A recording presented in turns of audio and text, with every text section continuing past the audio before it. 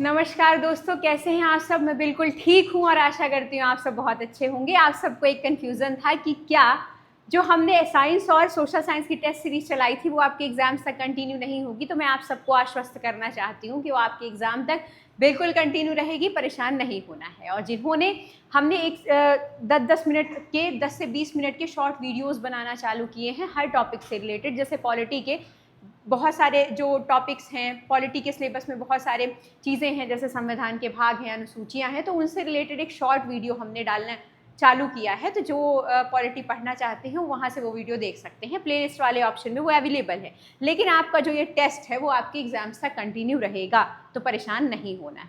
Clear. पहला सवाल देखते हैं, आज का टेस्ट है। चलिए इवैल्यूएशन खुद का करिएगा कि आप कितने मार्क्स सही करके आ रहे हैं। देखिए, ध्वनि की गति सबसे अधिक किस माध्यम में होती है, बताइए। जो ध्वनि की गति है वो सबसे ज़्यादा किस माध्यम में होती है, सबसे अधिक किस माध्यम में होती है। ऑप्शन है आप सबके सामने, गैस में, ठोस में, द्रव में, निर्वात में। मैंने यहाँ पे साइड में आज थोड़ा सा लिखा हुआ है इस वजह से, क्योंकि लिखने में थोड़ा सा समय ज़्यादा चला जाता है, इस वजह से। ध्वनि की गति सबसे अधिक किस माध्यम में होती है, तो राइट आंसर क्या होगा। तो ध्वनि की जो गति है, बताइए, आप सबको बताना है ना। ध्वनि की गति देखिए जो सबसे ज़्यादा होती है वो ठोस में होती है। क्यों ठोस में होती है, क्योंकि देखिए ठोस के कण आप पास पास होते हैं, और जब ठोस के कण पास पास होते हैं तो ध्वनि तरंगों को चलने के लिए, ध्वनि तरंग एक माध्यम से दूसरे माध्यम में आसानी से चली जाती हैं, तो उनके चलने के लिए वो मार्ग आसान हो जाता है। तो ठोस में क्यों इनकी गति सबसे ज़्यादा होती है, क्योंकि इसके कण पास पास होते हैं। अब एक सवाल और पूछा जाता है कि जो ध्वनि तरंगे हैं वो कैसी तरंगे हैं। आप सबने पढ़ा होगा कई तरह की तरंगे होती हैं, जैसे यांत्रिक तरंगे हैं, विद्युत चुंबकीय तरंगे हैं। तो ध्वनि तरंगे कैसी तरंगे होती हैं, ध्वनि तरंगे यांत्रिक तरंग होती हैं। और यांत्रिक तरंगे किन्हें कहा जाता है, यांत्रिक तरंगे उन्हें कहा जाता है जिनको चलने के लिए माध्यम की आवश्यकता होती है। तो यांत्रिक जो तरंगे हैं उनको चलने के लिए किसकी आवश्यकता होती है, माध्यम की। इसीलिए वो माध्यम कौन से होते हैं, जैसे ठोस माध्यम है, द्रव माध्यम है और गैस माध्यम। तो ध्वनि, पहली बात अगर पूछ ले कैसी तरंग है तो क्या बताएंगे आप, ध्वनि यांत्रिक तरंग है। पूछ लेगा ध्वनि कैसी तरंग है, यांत्रिक तरंग, विद्युत चुंबकीय तरंग, तो क्या बताएंगे आप, यांत्रिक तरंग है। अगला, ध्वनि की गति सबसे अधिक किस में होती है, तो ध्वनि की जो गति है वो सबसे अधिक ठोस में होती है। ठोस में क्यों होती है, क्योंकि उसमें कण पास पास होते हैं, तो उसको एक माध्यम से दूसरे माध्यम तक जाने के लिए ज़्यादा दिक्कत नहीं होती है। दूसरे नंबर पे, पहले नंबर पे ध्वनि की गति ठोस में ज़्यादा होती है, दूसरे नंबर पे द्रव में, और तीसरे नंबर पे गैस में। क्लियर। ध्वनि कैसी है, यांत्रिक तरंग है, और इसको चलने के लिए, यांत्रिक तरंगे वो होती हैं जिनको चलने के लिए माध्यम की आवश्यकता होती है। तो राइट आंसर हो जाएगा ठोस। क्लियर। चलिए, सोडियम में कितने बैलेंस इलेक्ट्रॉन्स होते हैं, मैंने आपको बैलेंस इलेक्ट्रॉन्स निकालना बताया था। बैलेंस इलेक्ट्रॉन कैसे निकालते हैं, जैसे सोडियम बोला है ना कि सोडियम में कितने बैलेंस इलेक्ट्रॉन होते हैं, और ऑप्शंस क्या दिए हुए हैं, ऑप्शंस दिए हुए हैं आप सभी के सामने, जैसे 1 है, 2 है, 4 है, 8 है। तो मैंने बैलेंस इलेक्ट्रॉन निकालना क्या बताया था, सोडियम का परमाणु क्रमांक कितना है। मान लीजिए सोडियम का जैसे परमाणु क्रमांक है वो 11 है, तो इसका इलेक्ट्रॉनिक विन्यास क्या हो जाएगा, 2, 8, 1। इलेक्ट्रॉनिक विन्यास कैसे निकालते हैं, किसी भी परमाणु की पहली कक्षा में अधिकतम होते हैं 2 इलेक्ट्रॉन, और दूसरी कक्षा में कितने होते हैं, अधिकतम 8 इलेक्ट्रॉन। फिर ऐसे ही ये कक्षाएं बढ़ती चली जाती हैं। ये कहलाता है किसी भी परमाणु का इलेक्ट्रॉनिक विन्यास। तो हमने क्या जाना, एक परमाणु की जो पहली कक्षा होती है उसमें अधिकतम 2 इलेक्ट्रॉन रह सकते हैं, तो ये हैं। दूसरी कक्षा में कितने अधिकतम रह सकते हैं, तो 8 इलेक्ट्रॉन रह सकते हैं। तो ये गिनिए आप, 8 हो गए, 1, 2, 3, 4, 5, 6, 7, 8। तो टोटल कितने इलेक्ट्रॉन अधिकतर रह सकते हैं, 8 इलेक्ट्रॉन रह सकते हैं। ठीक है, तो इसमें 8 इलेक्ट्रॉन हो गए। अब बाहरी कक्षा में कितना इलेक्ट्रॉन बचा, 1। तो ये जो बाहरी कक्षा में इलेक्ट्रॉन बचता है उसी को कहते हैं बैलेंस इलेक्ट्रॉन। तो सोडियम का परमाणु क्रमांक था 11। अब 11 को आप बांटिए, पहली कक्षा में अधिकतम 2 इलेक्ट्रॉन, दूसरी कक्षा में अधिकतम 8 इलेक्ट्रॉन, तो 8 2 हो जाता है 10, बचे कितने, 1 इलेक्ट्रॉन बाहरी कक्षा में। तो जो बाहरी कक्षा में इलेक्ट्रॉन बचता है वही बैलेंस इलेक्ट्रॉन कहलाता है। तो सबकी आपको परमाणु संख्या पता होनी चाहिए किसी भी धातु की, किसी भी तत्व की, तभी आप उसका बैलेंस इलेक्ट्रॉन निकाल पाएंगे। क्लियर। तो जैसे मैंने क्या कहा, सोडियम का परमाणु क्रमांक 11 है, पहली कक्षा, ये दूसरी कक्षा और ये तीसरी कक्षा। अब आप मुझे बताइए, पहली कक्षा में अधिकतम 2 इलेक्ट्रॉन हो सकते हैं, दूसरी में अधिकतम 8 इलेक्ट्रॉन हो सकते हैं। तो 8 2 10 हो गया, बचे कितना, 1 इलेक्ट्रॉन। तो ये जो बाहर 1 इलेक्ट्रॉन बचा है वही क्या हो जाएगा, उसका बैलेंस इलेक्ट्रॉन हो जाएगा। तो बैलेंस इलेक्ट्रॉन वो होते हैं जो किसी भी परमाणु की बाहरी कक्षा में मौजूद इलेक्ट्रॉन्स होते हैं।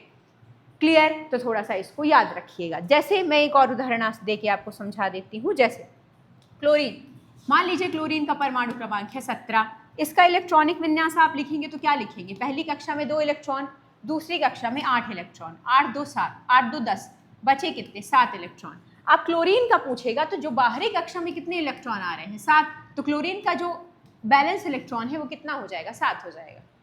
ठीक है, तो इस तरीके से निकालते हैं बैलेंस इलेक्ट्रॉन किसी भी परमाणु की बाहरी कक्षा में जितने इलेक्ट्रॉन होते हैं। तो सोडियम का परमाणु क्रमांक था 11, 11 का हमने इलेक्ट्रॉनिक विन्यास लिखा 2 8 1, तो बाहरी कक्षा में कितने इलेक्ट्रॉन बच रहे हैं? 1, तो राइट आंसर हो जाएगा 1। क्लियर? बैलेंस इलेक्ट्रॉन निकालना मैंने इसलिए समझाया है क्योंकि ज़रूरी नहीं है कि सोडियम का ही पूछेगा आपके एग्जाम में, किसी का भी पूछ सकता है। तो बैलेंस इलेक्ट्रॉन निकालने की तरीका तो आपको पता ही होना चाहिए। क्लियर? चलिए अगला सवाल देखते हैं। जिन्हें पता था, जिन्होंने क्लास देखी होगी वो अच्छे से जानते होंगे। पृथ्वी के वायुमंडल की सबसे निचली परत कौन सी है? बताइए, पृथ्वी के वायुमंडल की सबसे निचली परत कौन सी है पूछा है। बताइए निचली परत कौन सी है? समताप मंडल, क्षोभ मंडल, आयन मंडल, मध्य मंडल। बताइए पृथ्वी के वायुमंडल की सबसे निचली परत कौन सी है? जल्दी बताइए। तो आप सब जानते हैं पृथ्वी के वायुमंडल की सबसे निचली परत है क्षोभ मंडल। पृथ्वी से लगभग 9 किलोमीटर से तक के जो दायरे में होती है, यहीं पे मौसम परिवर्तन भी आपको देखने को मिलते हैं क्षोभ मंडल में ही। तो जो मौसम में परिवर्तन देखने को मिलता है वो कहाँ देखने को मिलता है? क्षोभ मंडल में। तो सबसे निचली परत क्या है? क्षोभ मंडल। समताप मंडल में क्या देखने को मिलती है? ओजोन परत। ओजोन परत कहाँ पाई जाती है? ओजोन परत समताप मंडल में ही पाई जाती है। और ओजोन दिवस कब मनाते हैं हम सब? ओजोन दिवस मनाया जाता है 16 सितंबर को। याद रखिएगा, पूछा जाता है। मॉन्ट्रियल प्रोटोकॉल का संबंध किससे है? मॉन्ट्रियल प्रोटोकॉल का संबंध भी ओजोन परत के संरक्षण से ही है। तो मॉन्ट्रियल प्रोटोकॉल भी पूछा जाता है आपके एग्जाम में। आयन मंडल क्या होता है? आयन मंडल वो होता है जहाँ पे आपकी रेडियो स्टेशंस, जो रेडियो को जो तरंगे मिलती हैं वो कहाँ से मिलती हैं? यही आयन मंडल में जो आप सबको अभी पता होगा, शुभांशु शुक्ला जी कहाँ गए थे? अंतरिक्ष में गए थे। वहाँ इंटरनेशनल स्पेस स्टेशन था। तो जो इंटरनेशनल स्पेस स्टेशन इस्टेब्लिश किए जाते हैं वो कहाँ इस्टेब्लिश किए जाते हैं? इसी आयन मंडल में इस्टेब्लिश किए जाते हैं। रेडियो तरंगों को जो वेव्स मिलती हैं वो कहाँ से मिलती हैं? इसी आयन मंडल से मिलती हैं। तो अंतर्राष्ट्रीय जो अंतरिक्ष स्टेशन, स्पेस स्टेशन जो हैं वो कहाँ स्थापित किए जाते हैं? इसी आयन मंडल में। क्लियर? और मध्य मंडल समताप मंडल और ताप मंडल के बीच का भाग होता है और सबसे ठंडा माना जाता है ये मध्य मंडल। ये भी है कि ठंडा एरिया माना जाता है ये। तो पूछा था कि सबसे निचली परत, तो सबसे निचली परत हो जाएगी क्षोभ मंडल। और मान लीजिए सवाल आ जाए कि मौसम में परिवर्तन कहाँ होते हैं, तो मौसमी में परिवर्तन क्षोभ मंडल में ही देखने को मिलते हैं। और समताप मंडल में क्या पाई जाती है? ओजोन परत। ओजोन डे कब मनाते हैं हम सब? 16 सितंबर को। मॉन्ट्रियल प्रोटोकॉल का संबंध किससे है? ओजोन परत संरक्षण से है। पूछा जाता है ना कि स्टॉकहोम समझौता किससे रिलेट करता है? कोप जो समिट्स होती हैं किससे रिलेट करती हैं? मॉन्ट्रियल प्रोटोकॉल का संबंध किससे है? तो ओजोन परत संरक्षण से है। और आयन मंडल पूछ लेगा कि जो अंतर्राष्ट्रीय स्पेस स्टेशन होते हैं, इंटरनेशनल स्पेस स्टेशन कहाँ इस्टेब्लिश किए जाते हैं? तो इसी आयन मंडल में इस्टेब्लिश किए जाते हैं। और मध्य मंडल क्या होता है? ठंडा होता है। और समताप मंडल और ताप मंडल के बीच का भाग होता है। क्लियर? चलिए, तो पृथ्वी की सबसे निचली परत कौन सी है? क्षोभ मंडल। 1912 में विटामिन की खोज किसने की थी? बताइए 1912 में विटामिन की खोज किसने की थी? जल्दी बताइए 1912 में विटामिन की खोज किसने की थी? आप सबके सामने ऑप्शंस दिए गए हैं। Casimir Funk, McCollum, John Watson, Friedrich Miescher. Test चल रहा है ना, अब तो लास्ट टाइम है, लास्ट की चीज़ें हैं आपके सामने। एग्जाम से इवैल्यूएशन करिए खुद का कि कितनी चीज़ें आपसे बन रही हैं। तो 1912 में विटामिन की खोज किसने की थी? कासिमिर फंक ने की थी। और ए बी मैकुलम ने क्या किया था? विटामिन की जो अवधारणा थी वो मैकुलम ने ही दिया था। विटामिन। क्लियर? तो 1912 सबसे पहले तो ज़रूरी ये बात हो जाती है कि विटामिन की खोज 1912 में विटामिन की खोज किसने की थी? माफ़ करिएगा, विटामिन तो यहाँ था। 1912 में विटामिन की खोज किसने की थी? 1912 में विटामिन की खोज किसने की थी? कासिमिर फंक ने की थी। और कब की थी? 1912 में। ए बी मैकुलम ने किसकी खोज की थी? बताइए। यहाँ पे मैं पूरा नाम लिख देती हूँ, ए बी मैकुलम। और ए बी मैकुलम ने किस विटामिन की खोज की थी? A B McCollum. चलिए बताइएगा मुझे कमेंट करके कि ए बी मैकुलम ने किस विटामिन की खोज की थी। क्लियर? चलिए थोड़ा सा पानी पी लिया जाए, स्वास्थ्य सही नहीं है। तो 1912 में विटामिन की खोज किसने की थी? कासिमिर फंक ने की थी। विटामिन शब्द अगर हाँ ऐसा भी मान लीजिए सवाल आ जाता है कि विटामिन शब्द गढ़ा किसने, तो विटामिन शब्द गढ़ा किसने, उसमें भी कासिमिर फंक का नाम ही आएगा। विटामिन की अवधारणा किसने दी, कासिमिर फंक का ही नाम आएगा। एबी मैकुलम ने भी कुछ स्पेसिफिक विटामिन की खोज की थी, उनका नाम आप बताइएगा, आपको कमेंट करके उनका नाम बताना है। क्लियर? चलिए, क्योंकि मैंने ये बताया है आपको साइंस की क्लास में, साइंस की एक मैराथन क्लास ली थी मैंने, उसमें मैंने विटामिन के क्वेश्चंस ज़्यादा रखे थे, तो मैंने बताया था कि एबी मैकुलम ने किस विटामिन की खोज की थी, इस वजह से मैंने आपसे ये सवाल किया है। प्रकाश किस तरह की तरंग है, जल्दी बताइए, प्रकाश किस तरह की तरंग है। अभी मैंने जैसे आपको बताया, चलिए पहले इसको देख लेते हैं, फिर जो मैंने बताया उसकी बात कर लेंगे। प्रकाश किस प्रकार की तरंग है, यांत्रिक, विद्युत चुंबकीय, ध्वनि या तापी। तो याद रखिएगा प्रकाश कैसी तरंग है। मैंने अभी आपको एक चीज बताई थी, यांत्रिक तरंग। यांत्रिक तरंग में मैंने किसका उदाहरण बताया था, ध्वनि का। ध्वनि कैसी तरंग है, यांत्रिक तरंग है, जिसको चलने के लिए किसकी आवश्यकता होती है, माध्यम की, माध्यम की आवश्यकता होती है। वो कौन सी तरंगे कहलाती हैं, यांत्रिक तरंगे कहलाती हैं। लेकिन यहाँ पूछा है ध्वनि किस, प्रकाश किस प्रकार की तरंग है, ध्वनि नहीं पूछा, प्रकाश पूछा है। प्रकाश कैसी तरंग है, याद रखिएगा प्रकाश विद्युत चुंबकीय तरंग है। विद्युत चुंबकीय तरंगें कौन सी होती हैं, जिन्हें चलने के लिए माध्यम की आवश्यकता नहीं होती है, जिन्हें चलने के लिए माध्यम की आवश्यकता नहीं होती है। मैंने इसलिए यहाँ पे दोनों पे अंतर बताया ताकि आपको कंफ्यूजन ना हो। यांत्रिक तरंगें क्या है, जिन्हें चलने के लिए माध्यम की आवश्यकता है, जैसे ठोस, द्रव, गैस। इसी वजह से ध्वनि सबसे तेज किस में चल रही थी, ठोस में चल रही थी। प्रकाश किस प्रकार की तरंग है, प्रकाश एक विद्युत चुंबकीय तरंग है। तो अगर सवाल आ जाए कि किस प्रकार की तरंगों को चलने के लिए माध्यम की आवश्यकता नहीं होती है, तो क्या राइट आंसर हो जाएगा, विद्युत चुंबकीय तरंग। विद्युत चुंबकीय तरंगों को चलने के लिए माध्यम की आवश्यकता नहीं होती, जबकि यांत्रिक तरंगों को चलने के लिए माध्यम की आवश्यकता होती है। क्लियर?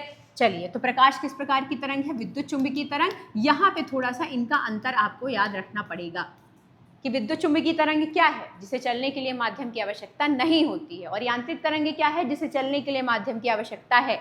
विद्युत चुंबकीय तरंग का उदाहरण क्या है, प्रकाश तरंग। प्रकाश को चलने के लिए माध्यम की आवश्यकता नहीं होती, आप सब जानते हैं प्रकाश निर्वात में भी गति कर सकता है। और जबकि जो यांत्रिक तरंगें होती हैं उनको चलने के लिए माध्यम की आवश्यकता होती है, जैसे कि ध्वनि।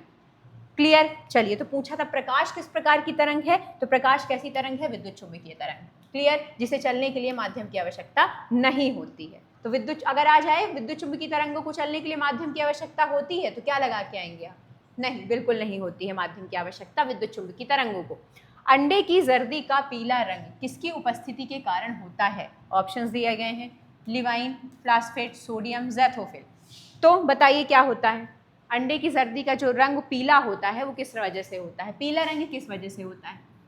अरे अंडा सबने खाया होगा या देखा होगा, वो जो बीच में जो येलो पार्ट होता है वो किसके कारण होता है, येलो उसका कलर क्यों होता है, वो होता है ज़ैथोफिल्स के कारण। ये एक तरह के ज़ैथोफिल्स क्या होते हैं, पिगमेंट्स होते हैं, पिगमेंट्स होते हैं। और एक कारण और होता है कि जो मुर्गियों को दाना डाला जाता है, तो वो कैसा दाना डाला जाता है मुर्गियों को, मक्के का दाना, मक्के का दाना, अल्फा के दाने ये डाले जाते हैं, और इनका कलर कैसा होता है, पीला। इस वजह से अंडे की जर्दी का जो रंग है वो पीला होता है। तो अंडे की जर्दी का अगर आ जाए कि अंडे की जर्दी का पीला रंग क्यों होता है, तो वो ज़ैथोफिल्स के कारण होता है। और ज़ैथोफिल्स क्या होते हैं, एक तरह के पिगमेंट्स होते हैं। और दूसरा कारण क्या होता है कि अंडे की जर्दी का पीला रंग, मुर्गियों को जो दाना डाला जाता है जैसे मक्के के दाने हैं, अल्फा के दाने हैं, उसकी वजह से भी अंडे की जर्दी का पीला रंग होता है। क्लियर? चलिए, तो अंडे की जर्दी का पीला रंग किसके कारण होता है, ज़ैथोफिल्स के कारण। ज़ैथोफिल्स क्या है, एक तरह के पिगमेंट्स हैं। रक्त प्लेटलेट्स को किस रूप में जाना जाता है, बताइए, रक्त प्लेटलेट्स को किस रूप में जाना जाता है। रक्त प्लेटलेट्स पूछा है, रक्त प्लेटलेट्स को किस रूप में जाना जाता है, थ्रोम्बोसाइट, ल्यूकोसाइट, एरिथ्रोसाइट्स, थ्रोम्बिन। बताइए रक्त प्लेटलेट्स को किस रूप में जाना जाता है। तो आप सबको बहुत बार पढ़ाया जा चुका है, इस क्वेश्चन की प्रैक्टिस भी बहुत बार कराई जा चुकी है। बताइए रक्त प्लेटलेट्स को किस रूप में जाना जाता है, बहुत प्रैक्टिस करवाई गई है आपको। रक्त प्लेटलेट्स को जाना जाता है थ्रोम्बोसाइट्स के रूप में। किसके रूप में, थ्रोम्बोसाइट्स के रूप में। ल्यूकोसाइट्स के रूप में कौन सी जानी जाती है, WBCs। एरिथ्रोसाइट्स के रूप में कौन सी जानी जाती है, RBC। अब इनका काम क्या होता है ये भी जान लीजिए कि जो रक्त प्लेटलेट्स होती हैं वो क्या काम करती हैं, वो रक्त का थक्का जमाने का काम करती है, रक्त का थक्का जमाने का काम करती हैं, क्योंकि सवाल पूछा जाता है ये, रक्त का थक्का जमाने का काम। WBC क्या करती हैं, हमारी बॉडी के इम्यून सिस्टम को स्ट्रॉन्ग करती हैं, मतलब जो हमारे शरीर का प्रतिरोधी जो हमारे शरीर की क्षमता है, इम्यून सिस्टम है, उसको स्ट्रॉन्ग करने का काम करती हैं। और उसको स्ट्रॉन्ग करने का काम किसका है, WBC का। RBC क्या, ऑक्सीजन का परिवहन करती हैं बॉडी में। तो ये काम भी इनका पूछा जाता है, तो थोड़ा सा याद रखिएगा। तो थ्रोम्बोसाइट्स के रूप में किसे जाना जाता है? थ्रोम्बोसाइट्स के रूप में जाना जाता है रक्त प्लेटलेट्स को। ल्यूकोसाइट्स के रूप में जाना जाता है WBC को, पूछा जाता है। WBC क्या करती हैं? हमारे शरीर के इम्यून सिस्टम को स्ट्रॉन्ग करने का काम करती हैं। एरिथ्रोसाइट्स के रूप में किसे जाना जाता है? RBC को, और RBC हमारी बॉडी में ऑक्सीजन का परिवहन करती है। क्लियर? और क्या रक्त प्लेटलेट्स का क्या काम होता है? रक्त का थक्का जमाना। तो रक्त प्लेटलेट्स पूछा था, तो राइट आंसर हो जाएगा थ्रोम्बोसाइट्स। चलिए आगे बढ़ते हैं। ध्वनि और प्रकाश तरंग दोनों में क्या होता है? बताइए, ध्वनि और प्रकाश तरंग दोनों में क्या होता है? ध्वनि और प्रकाश तरंग दोनों में क्या होता है? ऑप्शंस दिए गए हैं। समान तरंग दैर्ध्य, दोनों परावर्तन नियम का पालन करते हैं, दोनों अनुदैर्ध्य तरंग के रूप में यात्रा करते हैं, या दोनों निर्वात के माध्यम से यात्रा करते हैं? बताइए। देखिए, आप सबको मैंने बताया था ध्वनि कैसी तरंग है, पूछा जाता है ना आपके एग्जाम में। ध्वनि कैसी तरंग है? अनुदैर्ध्य तरंग है, और इसमें लोगों को कंफ्यूजन होता है। ध्वनि कैसी तरंग है? अनुदैर्ध्य। प्रकाश कैसी तरंग है? अनुप्रस्थ। तो सबसे पहले तो आज यहाँ ये कंफ्यूजन दूर कर लीजिए कि ध्वनि कैसी तरंग है? ध्वनि अनुदैर्ध्य तरंग है, और प्रकाश कैसी तरंग है? अनुप्रस्थ तरंग है। पूछे तो आना चाहिए। और ध्वनि और प्रकाश तरंगे दोनों क्या करती हैं? तो दोनों परावर्तन के नियम का पालन करती हैं। दोनों परावर्तन नियम का पालन करती हैं। परावर्तन नियम क्या कहता है कि आपतन कोण और परावर्तन कोण का मान बराबर होता है। आपतन कोण और परावर्तन कोण का मान बराबर होता है, और आपतन कोण और आपतित किरण, परावर्तित किरण और आपतन बिंदु पर अभिलंब तीनों एक ही बिंदु पर स्थित होते हैं। ये कहता है परिवर्तन का नियम। ये है आपतित किरण, ये है परावर्तित किरण, और ये है अभिलंब। तो परावर्तन नियम क्या बोलता है? कभी कभी पूछ लेता है कि परावर्तन का नियम क्या है। तो परावर्तन का नियम क्या कहता है कि आपतित किरण ये आने वाली किरण है, प्रकाश में जो आने वाली किरण है इसको आपतित किरण कहते हैं। जो परावर्तित होके जाती है इसको परावर्तित किरण कहते हैं। तो आपतित किरण और परावर्तित किरण और आपतन बिंदु पर अभिलंब, ये तीनों एक ही बिंदु पर स्थित होते हैं। ये होता है परावर्तन का नियम। परावर्तन के नियम में आपतन कोण का मान हमेशा परावर्तन कोण के मान के बराबर होता है। तो पूछ लेता है कि परावर्तन का नियम निम्नलिखित में से क्या कहता है, तो आपको आना चाहिए कि परावर्तन का नियम है क्या, कि आपतित किरण, परावर्तित किरण और आपतन बिंदु पर अभिलंब ये तीनों एक ही बिंदु पर स्थित हैं, और आपतन कोण ये बन रहा है, और ये बन रहा है आपतन कोण, और ये परावर्तन कोण, और इनका मान हमेशा बराबर होता है क्योंकि यहाँ पे आपतन ये अभिलंब स्थित। क्लियर? तो ध्वनि और प्रकाश तरंग दोनों किस नियम का पालन करते हैं? दोनों परावर्तन के नियम का पालन करते हैं। ध्वनि कैसी तरंग है? अनुदैर्ध्य तरंग है। प्रकाश कैसी तरंग है? अनुप्रस्थ तरंग है। क्लियर? परावर्तन नियम फिर से रिपीट कर देती हूँ मैं। आपतित किरण और परावर्तित किरण और आपतन बिंदु पर अभिलंब तीनों एक ही बिंदु पर स्थित हैं, और आपतन कोण और परावर्तन कोण का मान हमेशा बराबर होता है। तो ध्वनि और प्रकाश तरंग दोनों परावर्तन के नियम का पालन करते हैं। ध्वनि अनुदैर्ध्य तरंग है, और जो प्रकाश है वो अनुप्रस्थ तरंग है। पाचन तंत्र की शुरुआत कहाँ से होती है? इस टेस्ट में मैं आशा करती हूँ आपसे कि आपके 18 से 19 क्वेश्चन सही होने चाहिए। 30 नंबर का आना है ना, 30 क्वेश्चन होंगे, उसमें से बताइएगा कितने क्वेश्चन सही हो रहे हैं आपके। पाचन तंत्र की शुरुआत कहाँ से होती है? आमाशय, छोटी आंत, मुंह, ग्रसनी। तो मैंने आपको बताया था जब आप खाना खाते हैं तो सबसे पहले खाना कहाँ जाता है?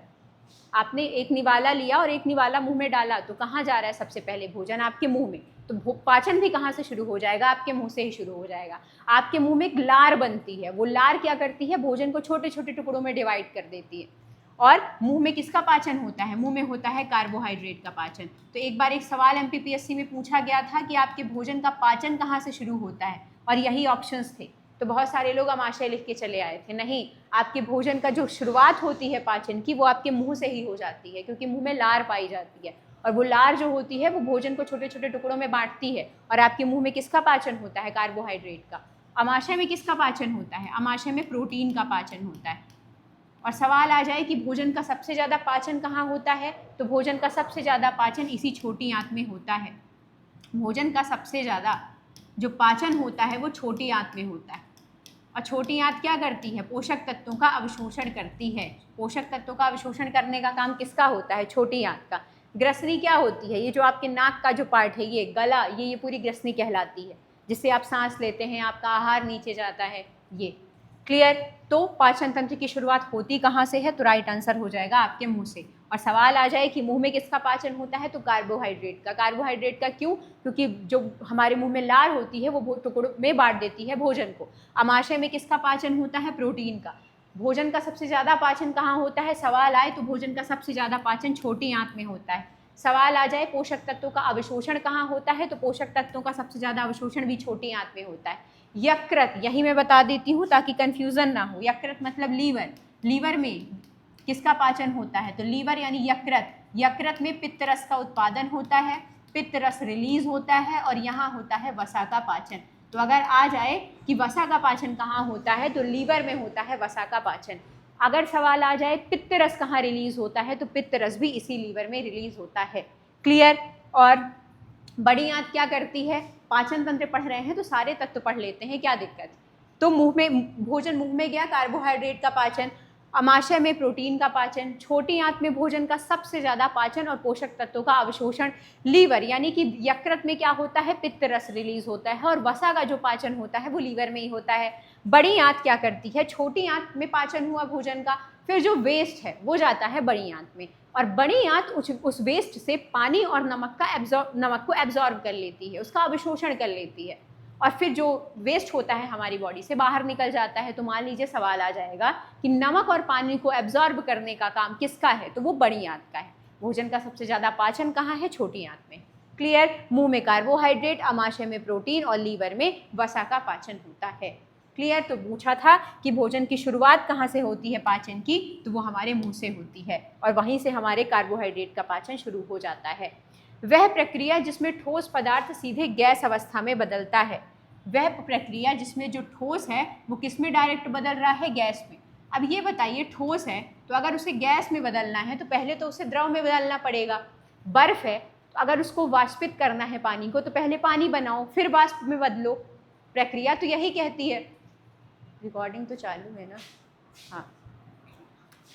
अकेले शूट में करने में यही समस्या है, बार बार देखना पड़ता है। चलिए, तो ठोस पदार्थ गैस में कैसे बदलता है, तो ठोस है बर्फ है, बर्फ को वाष्प में बदलना है तो पहले उसे द्रव में बदलना पड़ेगा, फिर गैस में बदलना पड़ेगा, फिर वो गैस में बदलेगा पानी। कह रहा है कि ठोस बदल गया डायरेक्ट गैस में बिना द्रव में बदले, तो ये प्रक्रिया क्या कहलाती है, ये प्रक्रिया कहलाती है ऊर्ध्वपातन की प्रक्रिया। और इसका उदाहरण क्या है, इसका उदाहरण है कपूर। कपूर आप सबने अपने घरों में जलाया होगा, कपूर जलाया अपने घरों में।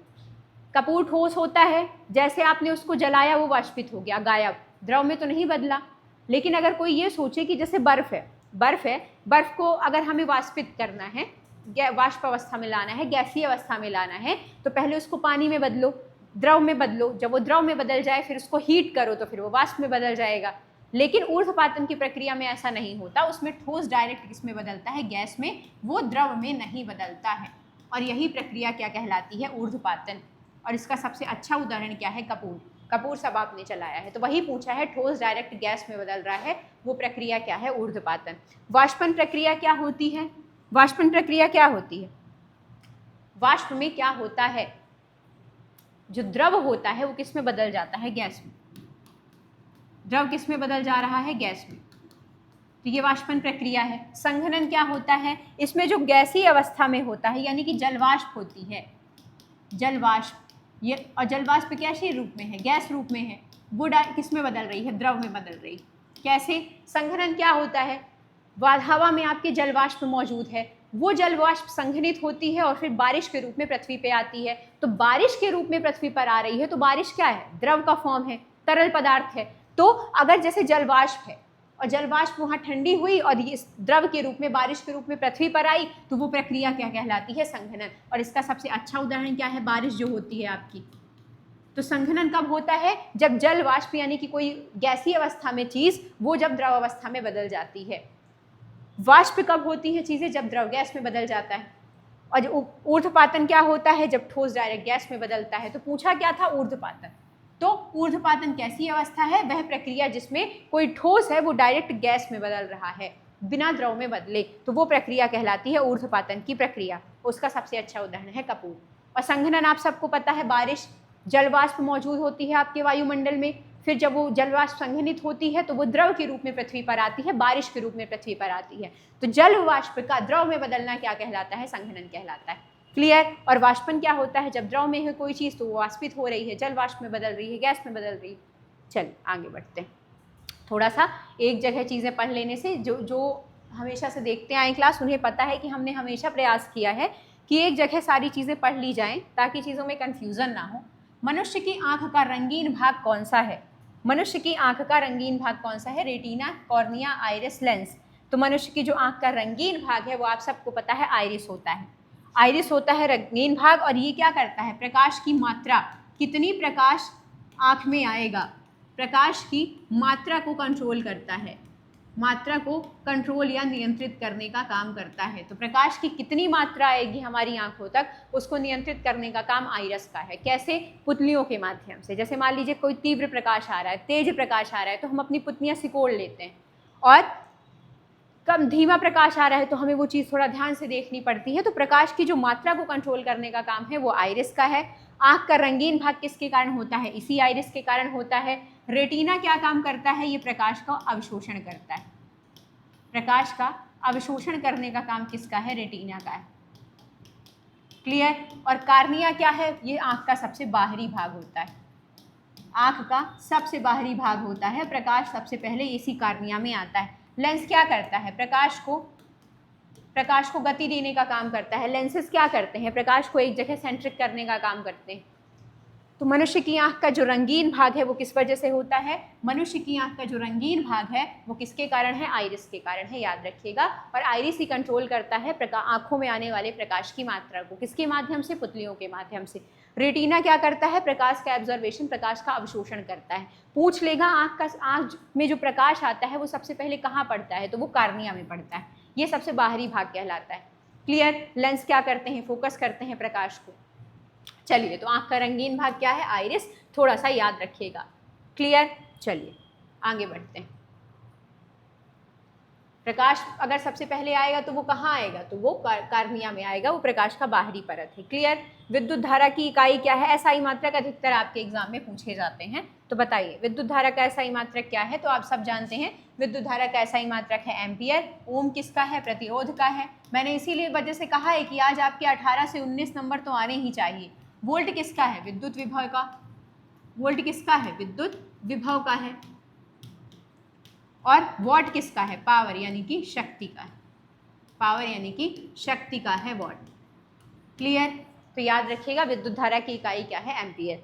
और वॉट किसकी है? पावर यानी कि शक्ति की। मनुष्य के शरीर का नियंत्रक अंग कौन सा है? मनुष्य की बॉडी को नियंत्रित करने का काम कौन करता है? तो ये मुझे बताने की जरूरत नहीं है कि आपकी पूरी बॉडी कहाँ से नियंत्रित हो रही है। बताइए आपकी पूरी बॉडी कहाँ से नियंत्रित हो रही है? आपके दिमाग से। ये तंत्रिका तंत्र, न्यूरो सिस्टम, जो आपका मस्तिष्क है वो पूरे शरीर को कंट्रोल करने का काम करता है। तो मनुष्य के शरीर का नियंत्रण केंद्र कौन है? आपका दिमाग। अब ये बताइए, आप कहेंगे कैसे? आप स्ट्रेस लेते हैं उसका असर आपकी बॉडी में क्यों दिखता है? आप खुश रहते हैं उसका असर आपकी बॉडी में क्यों दिखता है? क्योंकि हर चीज़ आपके दिमाग से कंट्रोल हो रही है। आपका न्यूरो सिस्टम हर चीज़ को कंट्रोल कर रहा है। तो आपकी जो पूरी बॉडी है वो कहाँ से नियंत्रित हो रही है? इसी मस्तिष्क से, आपकी तंत्रिका तंत्र से पूरी बॉडी कंट्रोल हो रही है। और तंत्रिका तंत्र का काम क्या होता है? आपकी पूरी बॉडी में जो सूचनाएं हैं उनका संचार करना। तो कभी कभी सवाल आता है कि जो बॉडी में सूचनाएं संचारित होती हैं कौन करता है? तो तंत्रिका तंत्र। हृदय क्या काम करता है? ब्लड को पंप करने का काम करता है। लीवर, यकृत क्या करता है? यहीं पे होता है ना वसा का पाचन, पित्त रस रिलीज होता है। और फेफड़े क्या करते हैं? सांस लेने में सहायक होते हैं। क्लियर? तो शरीर का नियंत्रक अंग कौन सा है? मस्तिष्क है। तंत्रिका तंत्र क्या करता है? आ जाए तो तंत्रिका तंत्र शरीर में जो संदेश पहुंचाने का काम है वो तंत्रिका तंत्र का ही होता है। क्लियर? अगला सवाल है, विमान में ऊंचाई नापने के लिए किस उपकरण का उपयोग किया जाता है? बताइए, विमान में ऊंचाई नापने के लिए किसका उपयोग किया जाता है? Actinometer, kilometre, accelerometer, altimeter. तो विमान से ऊंचाई नापने के लिए किसका उपयोग किया जाता है? अल्टीमीटर का उपयोग किया जाता है। ये मीटर्स उपयोगी हैं, आपके एग्जाम्स में पूछे जाते हैं। तो विमान से ऊंचाई नापने के लिए किसका यूज है? अल्टीमीटर का उपयोग किया जाता है। और एक्सेलरोमीटर का उपयोग किस में किया जाता है? त्वरण नापने में किया जाता है। त्वरण क्या होता है? गति में परिवर्तन की दर। गति में एक बार एक सवाल आया था कि त्वरण किसे कहते हैं? ऑप्शंस दिए गए थे कई सारे। तो गति में परिवर्तन की जो दर होती है वही त्वरण कहलाती है, और त्वरण का उपयोग किस में होता है? एक्सेलेरोमीटर में होता है, किलोमीटर दूरी मापने में काम आता है। और जहाँ तक एक्टिनोमीटर का मुझे पता है, शायद ये सौर विकिरण के लिए है, कि सौर विकिरण को मापने में आता है। एक बार इसको क्रॉस चेक कर लीजिएगा। जहाँ तक मुझे याद आ रहा है सौर विकिरण के लिए ही था कुछ ऐसे। तो विमान से ऊंचाई मापने के लिए अल्टीमीटर का यूज होता है, एक्सेलेरोमीटर का यूज त्वरण यानी कि गति में परिवर्तन की दर मापने के लिए, किलोमीटर दूरी मापने के लिए। चलिए, सबसे हल्की गैस कौन सी है बताइए? सबसे हल्की गैस कौन सी है? सबसे हल्की गैस, बहुत सरल सवाल है। सबसे हल्की गैस कौन सी है? ऑक्सीजन, हाइड्रोजन, नाइट्रोजन और कार्बन डाइऑक्साइड। तो आप सबको पता है सबसे हल्की गैस कौन सी है? सबसे हल्की गैस है हाइड्रोजन, और इसका परमाणु क्रमांक कितना होता है? इसका परमाणु क्रमांक होता है 1। और हाइड्रोजन सबसे हल्की गैस पाई जाती है। और गुब्बारों में कौन सी गैस होती है? ये मेरा सवाल है आपसे कि गुब्बारों में कौन सी गैस पाई जाती है? क्लियर? चिप्स के पैकेट्स में नाइट्रोजन पाई जाती है, टायरों में नाइट्रोजन पाई जाती है। चलिए आगे बढ़ते हैं। सबसे जहरीली गैस किसे कहते हैं? आप में से पता है क्या किसी को? सबसे जहरीली गैस किसे कहा जाता है? कार्बन मोनोऑक्साइड को। अगर आ जाए सवाल कि सबसे जहरीली गैस कौन सी है, तो याद रखिएगा कार्बन मोनोऑक्साइड को सबसे जहरीली गैस माना जाता है। क्लियर? दूध से दही बनने की प्रक्रिया को क्या कहते हैं? ऑप्शन है आप सबके सामने, अपघटन, किण्वन, श्वसन, वाष्पन। बताइए, दूध से दही बनने की प्रक्रिया क्या कहलाती है? तो देखिए, दूध से दही बनने की जो प्रक्रिया है वो किण्वन कहलाती है। दूध में क्या पाया जाता है? एक बैक्टीरिया, जो लैक्टोज जो शुगर होती है, लैक्टोज शुगर को किस में बदल देता है? लैक्टिक एसिड में। लैक्टिक एसिड में बदल देता है। तो दूध से दही बनने की प्रक्रिया क्या होती है? कौन सी कहलाती है? किण्वन कहलाती है यही। और पूछ लेगा ऐसा कौन सा जो दूध में बैक्टीरिया पाया जाता है वो क्या करता है? तो वो दूध में मौजूद, मिल्क में मौजूद जो लैक्टोज शर्करा यानी कि लैक्टोज शुगर होती है, उसको किस में बदलता है? लैक्टिक एसिड में बदलता है। इसीलिए आता है ना सवाल कि दही में कौन सा एसिड पाया जाता है? अलग अलग पूछा जाता है, सिरके में कौन सा एसिड पाया जाता है, मिल्क में कौन सा एसिड पाया जाता है। तो यही प्रोसेस होती है। तो दूध से दही बनने की प्रक्रिया क्या है? किण्वन। और इसमें क्या है? दूध में जो बैक्टीरिया एक पाया जाता है, पूछ लेगा कि दूध में, मिल्क में जो बैक्टीरिया पाया जाता है वो किस में बदलता है? तो लैक्टोज शुगर को किस में बदल रहा है? वो लैक्टिक एसिड में बदल रहा है। क्लियर? और कौन सा एसिड पाया जाता है दही में? तो आप सब जानते हैं। तो दूध से दही बनने की प्रक्रिया को किण्वन कहा जाता है। और इसमें कौन सा एसिड बनता है? मान लीजिए पूछ लिया कि जो किण्वन की जो प्रक्रिया होती है उसमें कौन सा एसिड बनता है, मान लीजिए पूछ लिया, तो फिर आप क्या करेंगे? यही पूछ लिया कि जो मिल्क से जो दही बनता है, कर्ड बनता है, उसमें कौन सा एसिड रहता है, ये कौन सा एसिड बनता है। तो आपको पता है कि जो मिल्क में बैक्टीरिया है वो लैक्टोज शुगर को किस में बदल रहा है? लैक्टिक एसिड में बदल रहा है, तो लैक्टिक एसिड ही होगा। निम्नलिखित में से कौन सा हार्मोन है जो प्राकृतिक रूप से फल के पकने में सहायक है? कौन सा हार्मोन है जो प्राकृतिक रूप से फल के पकने में सहायक है? ऑप्शन है आप सभी के सामने, साइटोकाइनिन, जिब्रेलिन, ऑक्सिन, एथिलीन। बताइए ऐसा कौन सा हार्मोन है जो प्राकृतिक रूप से फल के पकने में सहायक है? तो आप सब जानते हैं कि जब, जैसे आम है, आम जब पकता है तो उसमें कौन से हार्मोन्स होते हैं? कौन से हार्मोन उस समय रिलीज होते हैं जब आम के पकने की प्रोसेस चालू होती है? तो किसी भी पौधे, किसी भी फल में जो पकने की प्रक्रिया है वो किस में होती है? एथिलीन नामक हार्मोन के कारण होती है। तो एथिलीन फलों के पकने के लिए सहायक हार्मोन है। तो थोड़ा सा याद रखिएगा, फलों के पकने के लिए कौन सा हार्मोन सहायक है? एथिलीन। और साइटोकाइनिन कोशिका विभाजन में ज़रूरी है।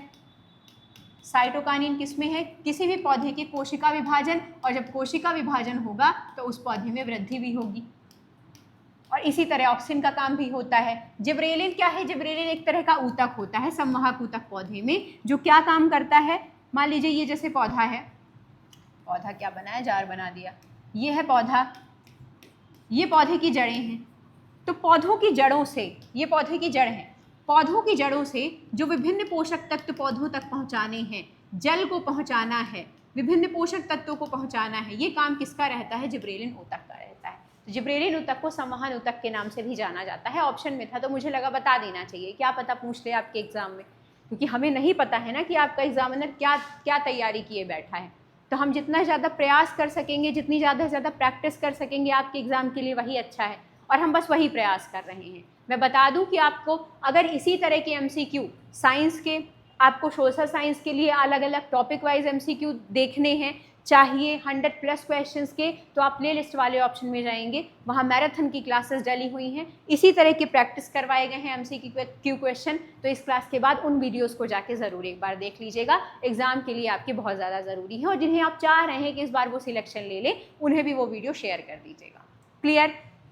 तो पौधे के जो जड़ हैं, जड़ों से विभिन्न पानी है, खनिज है, पोषक तत्व है, उनको पौधों तक पहुंचाने का काम किसका है? जिब्रेलिन ऊतक का। तो ये ऊतक है। अब सवाल क्या पूछा था कि प्राकृतिक रूप से फल के पकने में क्या सहायक, पकने में सहायक कौन सा हार्मोन है? तो कौन सा हार्मोन है? एथिलीन हार्मोन है। तो थोड़ा सा इस चीज़ को याद रखना है कि प्राकृतिक रूप से फलों के पकने में कौन सा सहायक होता है? तो वो एथिलीन हार्मोन होता है। क्लियर? चलिए आगे बढ़ते हैं। मानव शरीर की सबसे बड़ी ग्रंथि कौन सी है? बताइए, मानव शरीर की सबसे बड़ी ग्रंथि कौन सी है? मुझे ये क्वेश्चन इतना सरल लगता है कि मुझे तुरंत बढ़ जाना चाहिए था आगे इसमें। बताइए, मानव शरीर की सबसे बड़ी ग्रंथि आप सबको पता है लीवर। लीवर में ही मैंने क्या बताया? लीवर में ही कौन रिलीज होता है? पित्त रस रिलीज होता है। और यहाँ किसका पाचन होता है? वसा का पाचन होता है। पहली चीज़। एक चीज़ और बताइए, मानव शरीर का सबसे बड़ा अंग पूछ ले तो आप क्या लगाएंगे? मानव शरीर का सबसे बड़ा अंग आप लगा के आएंगे स्किन, आपकी त्वचा, क्योंकि ऑब्वियस सी बात है आपकी बॉडी में सबसे ज़्यादा क्या है? स्किन है। लेकिन मानव शरीर का सबसे बड़ा आंतरिक अंग पूछ ले कि मानव शरीर का सबसे बड़ा आंतरिक अंग कौन सा है? मानव शरीर का सबसे बड़ा आंतरिक अंग कौन सा है? तो मानव शरीर का सबसे बड़ा आंतरिक अंग यही लीवर है। तो थोड़ा सा याद रखिएगा कि सवाल पूछ क्या रहा है। यहाँ पूछा है सबसे बड़ी ग्रंथि, पूछ लेगा सबसे बड़ा आंतरिक अंग मानव शरीर का, तो यही लीवर है। और मानव शरीर का सबसे बड़ा अंग पूछ लेगा तो वो त्वचा है। क्लियर? और यहाँ लीवर में किसका क्या रिलीज होता है? पित्त रस रिलीज होता है। और यही होता है वसा का पाचन। अग्नाशय क्या काम करता है? बताइए। अग्नाशय मैंने बताया था प्रोटीन का पाचन करता है आपके। क्लियर? तो अग्नाशय में क्या होता है? अग्नाशय में प्रोटीन का पाचन होता है।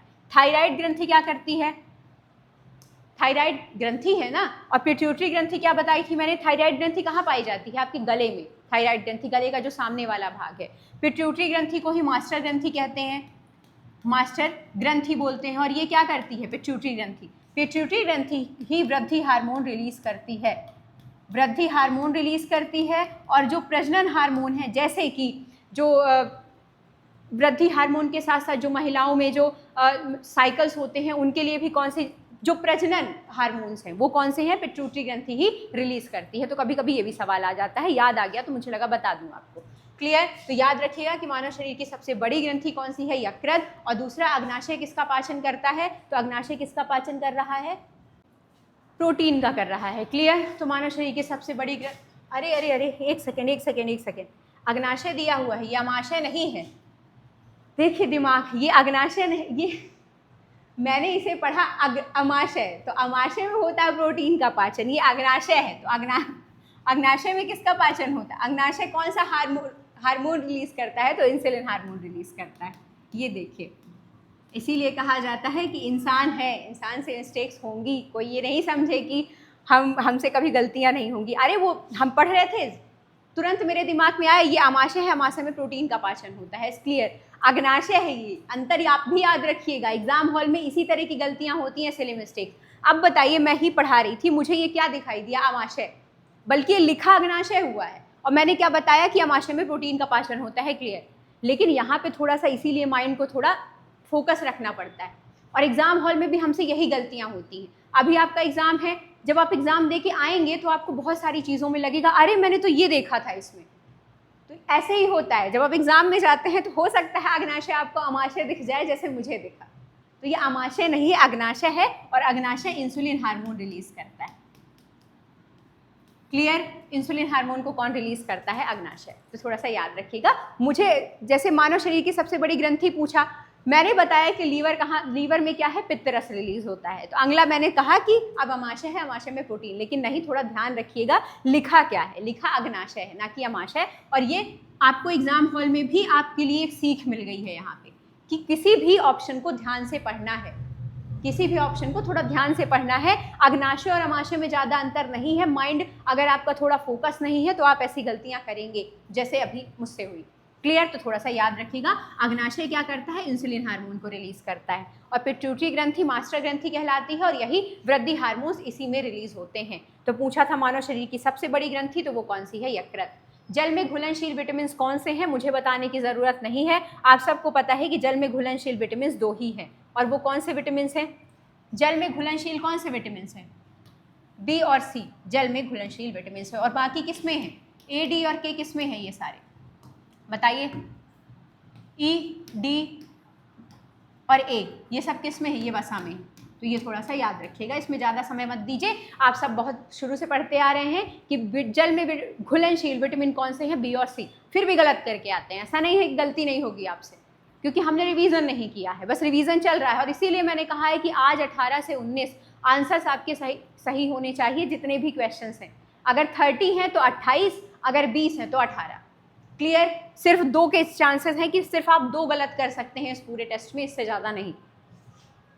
जल में घुलनशील विटामिन कौन से हैं? बी और सी। और वसा में कौन से? ए, डी, ई, के। पौधों में जल का परिवहन किसके द्वारा होता है? पौधों में जल का जो परिवहन होता है वो किस ऊतक के द्वारा होता है? बताइए, पौधे में जल का परिवहन है वो किस ऊतक द्वारा होता है? और जस्ट अभी मैंने बताया है ये आंसर कि पौधे में जो जल का परिवहन है वो किस ऊतक द्वारा होता है। Phloem, xylem, meristem, parenchyma. अभी मैंने बताया आपको कि पौधे में जो जल का परिवहन होता है वो किसके द्वारा होता है। मैंने क्या बताया? देखिए, एक पौधा है ये, क्लियर? थोड़ा सा याद रखने के लिए डायग्राम बना दिया जाता है और ज़रूरी रहता है। ये पौधा है। अब आपको पता है कि यहाँ पे क्या है? मिट्टी है। नीचे क्या है पौधे के? मिट्टी। ये, और इस मिट्टी से क्या पौधा ले रहा है? पोषक तत्व और पानी। मिट्टी और पानी को, मिट्टी से पोषक तत्व और पानी, इसको पौधे के विभिन्न भागों तक पहुँचाने का काम किसका होता है? इसको पौधे के विभिन्न भागों तक पहुँचाने का काम होता है जाइलम ऊतक का। ये जाइलम। तो ये जाइलम ऊतक क्या काम करता है? जाइलम ऊतक ये क्या काम करता है? मिट्टी से पोषक तत्व और जल जो होता है इसको पौधे के विभिन्न भागों तक पहुंचाना, और इसीलिए इसको क्या कहा जाता है? जाइलम को संवहन ऊतक। इसीलिए इसे क्या कहा जाता है? संवहन ऊतक। तो आ जाएगा कि निम्नलिखित में से संवहन ऊतक कौन सा है? कई सारे नाम दे देगा। संवहन ऊतक है जाइलम ऊतक। और जाइलम ऊतक को संवहन ऊतक क्यों कहा जाता है? क्योंकि ये जो मिट्टी होती है, मिट्टी की जो मिट्टी होती है, तो पेड़ की जड़ क्या करती है? मिट्टी से पोषक तत्व एब्जॉर्ब करती हैं, मिट्टी से पानी एब्जॉर्ब करती हैं, तो ये जड़ों तक ही रहना चाहिए। फिर ये जो मिट्टी है और पानी है ये सिर्फ जड़ों तक ही रहना चाहिए, लेकिन इस मिट्टी से जो एब्जॉर्ब किया पोषक तत्व पानी उसको पौधे के विभिन्न भागों तक पहुंचाया जा रहा है। किसके द्वारा? जाइलम ऊतक के द्वारा। तो इसीलिए जाइलम ऊतक को संवहन ऊतक के नाम से भी जाना जाता है, थोड़ा याद रखिएगा। और ये क्या काम करता है? पौधे के विभिन्न भाग में जल का परिवहन। और अगर ये सवाल आ जाए कि पौधे के विभिन्न भागों तक पोषक तत्व और खनिजों का परिवहन कौन करता है, तो पोषक तत्व और खनिजों का परिवहन भी जाइलम ऊतक द्वारा ही होता है। तो सिर्फ जल नहीं बल्कि पोषक तत्व और विभिन्न तरीके के खनिज, उनका परिवहन भी किसके द्वारा होता है? इसी जाइलम ऊतक द्वारा होता है। ठीक है, थोड़ा सा याद रखिएगा इस चीज़ को। वायु में सबसे अधिक मात्रा में कौन सी गैस होती है? बताइए। इसलिए बार बार कह रही हूँ मैं कि आज का टेस्ट 30 क्वेश्चन है तो मात्र 28 क्वेश्चन तो आपके सही होने हैं आज। और अगर 20-22 जितने भी होंगे सिर्फ 2 के गलत चांसेस हैं कि चलिए आप 2 गलत कर लीजिए, इससे ज़्यादा नहीं। तो वायु में सबसे अधिक मात्रा में कौन सी गैस पाई जाती है? आपको पता है आज मैं ऐसे क्वेश्चन क्यों करवा रही हूँ? इसका रीज़न है, मैंने मिक्स क्वेश्चन रखे हैं, थोड़ा सा सरल थोड़ा सा कठिन। कारण है उसका, कारण ये है कि आपका जो एग्ज़ाम होगा ना तो उसमें मोस्ट ऑफ द प्रोबेबिलिटी इस चीज़ की होती है कि आपके जो सरल क्वेश्चन होते हैं वही गलत होते हैं, और वही कहलाती है आपकी सिली मिस्टेक्स। सरल क्वेश्चन ही एग्ज़ाम में आए हुए आप गलत करते हैं, कारण सिर्फ इतना होता है कि आपने उनका रिवीजन नहीं किया होता है। फिर आप आते हैं एग्ज़ाम देके, आपको रिग्रेट होता है कि काश इसका एक बार रिवीजन कर लेते, हमने इतना सरल सा क्वेश्चन गलत कर दिया। तो इस वजह से मैंने आज मिक्स क्वेश्चन रखे हैं, सरल कठिन, इसीलिए कह रही हूँ मात्र 2 के चांसेस हैं, आप गलत कर लीजिए, इससे ज़्यादा नहीं। क्योंकि सिली मिस्टेक्स हो कैसी भी हो, जब आपको प्रैक्टिस करवाई जाएगी तो सरल की भी हम करवाएंगे, कठिन की भी हम करवाएंगे, वो हमारी जिम्मेदारी है आपके प्रति।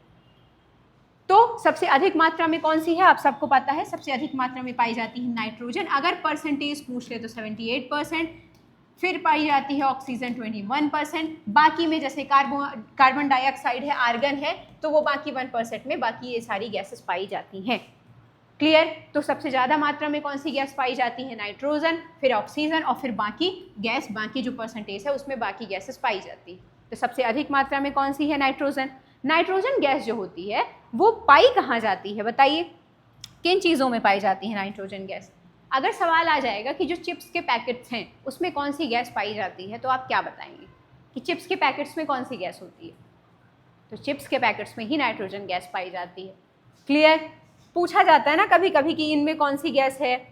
शुद्ध जल का पीएच मान क्या होता है? बताइए, शुद्ध जल का पीएच मान कितना होता है? ऑप्शन है आप सबके सामने 5, 6, 7, 8। शुद्ध जल का पीएच मान कितना होता है? बताइए। तो आप सब जानते हैं कि शुद्ध जल कैसा है? शुद्ध जल का पीएच मान 7। मतलब जल कैसा होता है? उदासीन प्रकृति का। उदासीन है भाई, तभी हम पी पाते हैं, उदासीन प्रकृति का है। और हमें पता है कि जब किसी वस्तु का पीएच मान 7 से कम होता है तो वो कैसी होती है? ये सवाल पूछा जाता है ना पीएच मान का, कि अगर किसी चीज़ का पीएच मान 7 से कम है तो वो कैसी होगी? अम्लीय होगी। और यदि उसका पीएच मान 7 से ज़्यादा है तो वो कैसी होगी? यदि पीएच मान 7 से ज़्यादा है तो वो कैसी होगी? क्षारीय हो जाएगी। और यदि 7 है तो ना तो अम्लीय होगी ना तो क्षारीय होगी, तो कैसी हो जाएगी? उदासीन प्रकृति की हो जाएगी। तो शुद्ध जल का पीएच मान कितना होता है? शुद्ध जल का पीएच मान 7 होता है। शुद्ध जल किस प्रकृति का होता है? तो शुद्ध जल उदासीन प्रकृति का होता है। ये सवाल भी पूछा जाता है कि शुद्ध जल किस प्रकृति का होता है? तो शुद्ध जल उदासीन प्रकृति का होता है। क्लियर? उदासीन क्यों है? क्योंकि इसका पीएच मान 7 के बराबर है। 7 से कम पीएच मान वाली चीज़ें अम्लीय प्रकृति की होती हैं, और 7 से ज़्यादा जिनका पीएच मान होता है वो कैसी होती हैं? क्षारीय प्रकृति की होती हैं। क्लियर? चल, इसीलिए कहा जाता है कि जो शुद्ध जल है वो उदासीन प्रकृति का है। प्रकाश का अपवर्तन किस कारण से होता है? बताइए, प्रकाश का अपवर्तन किस कारण से होता है? आखिर अच्छा, प्रकाश का अपवर्तन होता क्यों है ये बताइए।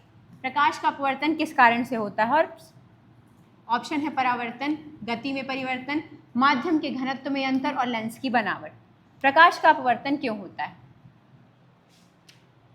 क्या है प्रकाश के अपवर्तन की घटना?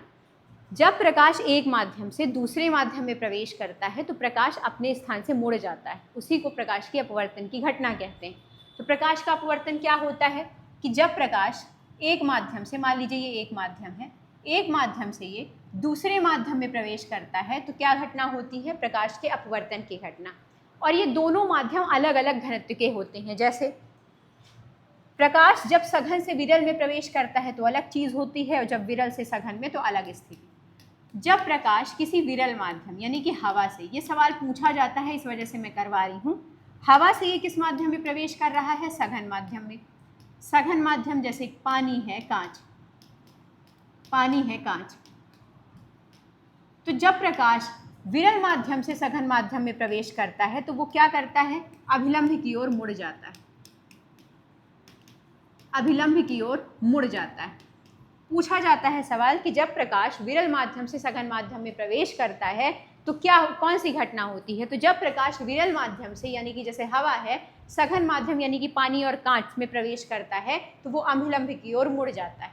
इसके विपरीत जब पानी सघन माध्यम से, जब पानी, ये जो सघन माध्यम है, जब पानी और कांच इन सघन माध्यम से प्रकाश विरल माध्यम जैसे हवा और सघन माध्यम जैसे पानी और कांच, इनसे प्रवेश करता है तो प्रकाश क्या करता है? प्रकाश अभिलंब से दूर हट जाता है, प्रकाश अभिलंब से दूर हट जाता है। तो ये दोनों स्थितियां पूछी जाती हैं। पहला, अपवर्तन की घटना होती कब है? अपवर्तन की घटना, प्रकाश के अपवर्तन की घटना तब होती है जब प्रकाश एक माध्यम से दूसरे माध्यम में प्रवेश करता है। ठीक है। अगला सवाल, प्रकाश जब विरल माध्यम मतलब एक चीज़ और पूछी जाती है, निम्नलिखित में से विरल माध्यम कौन सा है? पानी, हवा, कांच। तो उसमें फिर आपको लगा के आना होता है कि हवा विरल माध्यम है। निम्नलिखित में से सघन माध्यम कौन सा है? हवा, कांच। तो आपको जानना पड़ेगा कि सघन माध्यम कांच और पानी है और विरल माध्यम हवा है। अगली चीज़, प्रकाश जब विरल माध्यम से, हम यहाँ प्रैक्टिस कर रहे हैं हर तरह के क्वेश्चंस की, कि हम हर तरह के लिए कैपेबल रहें एग्जाम हॉल में जाने पर, कि हमको हर तरह की चीज़ें पता हों। तो जब प्रकाश विरल माध्यम यानी कि हवा से सघन माध्यम यानी कि पानी और कांच में प्रवेश करता है तो प्रकाश अभिलंब की ओर मुड़ता है या अभिलंब से दूर हट जाता है? तो ये अभिलंब की ओर प्रकाश मुड़ता है। अभिलंब की ओर जो प्रकाश है वो क्या करता है? मुड़ता है। तो थोड़ा ये याद रखना है, एक टर्म ये पूछा जाता है।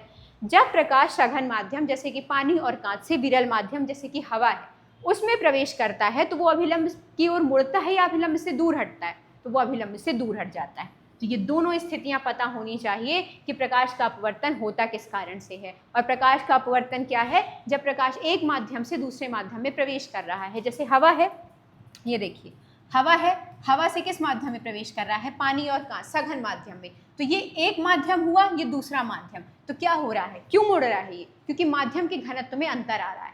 तो अपवर्तन किस कारण होता है? क्योंकि माध्यम के घनत्व में अंतर के कारण।